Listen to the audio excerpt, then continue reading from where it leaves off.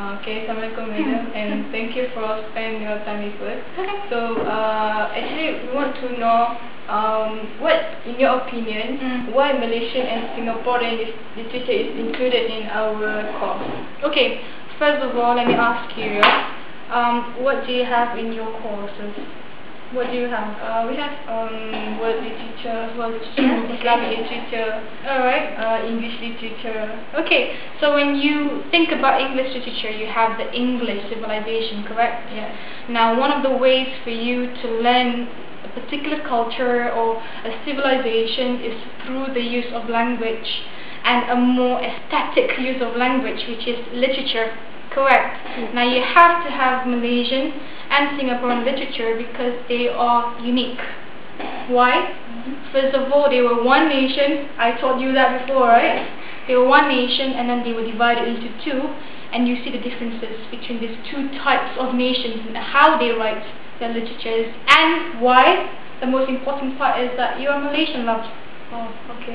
You're Malaysian too. So one of the ways for you to understand your country better and yourself, because your identity matters the most, is through literature. Oh, okay. In your opinion, why do you think that most of Malaysian writers choose social factors and political factors in their writing, but Singaporean more on individual factors? But the thing is that when you say that, and I was reading the question, is that the case? Because I've read Singaporean works of literature where they focus on society and also politics, and the other way around too. So how did you know which one is more and which one is less? But it's because most of the people view it like that. They view it like that. Yeah. Well, if you want to look at it that way, then most writers, in fact all writers, they write because they want to be heard. Correct? And in Singapore, I believe that because a nation wants so much to be ahead of the rest, everybody has to be the same. Hence the need to be more individual, more different than the rest, to stand out. But for Malaysia, we've always had that problem. No, it's not a problem, I think it's an issue. This multicultural issues, and with that you have all this, how to say, this effort to get to know the other race. And then you have those who want to talk about why is our political system like that. You have so many issues, and they want the rest of Malaysia to know about that. And it's the same with Singapore. Okay. To make a difference, yeah? Okay. So why do you think most of Malaysian and Singaporean literature use English as the medium to write?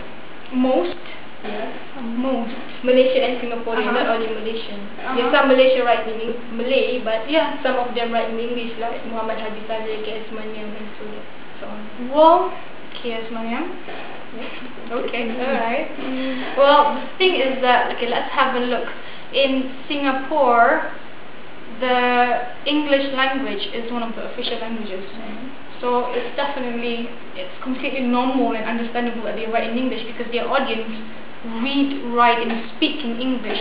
But for us, that's why we need to learn MSL, because Malaysian writers, the one that we're reading, are actually the marginalized ones, the minority, those who choose to write in English. Why? Because number one, they feel comfortable in that language. And most of the time the language, you don't choose the language, but the language chooses you, what you are most comfortable expressing yourself in. Secondly, now this is interesting, let's have a look. Has it been more than 5 minutes? Yeah. Secondly, I feel that it is a choice. And modern Malaysia nowadays, because you have so many languages, you have Tamil, you have Mandarin, Hokkien, Bahasa Melayu, and so on and so forth. And suddenly we have this English language, not because of our post-colonial history, but because the English language is something that connects us all. Yeah, it's easier, especially younger ones nowadays. Do you think that it has any significance to the nation? Any significance to the nation? Well, have you heard of Wawasan 2020? Right?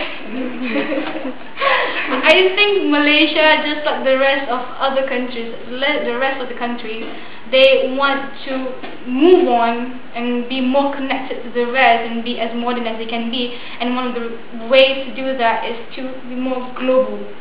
And people have always talked about how English is becoming the global language. So I think they're moving that way, definitely. Alright, my last last question is, how can you relate this situation from the Islamic point of view?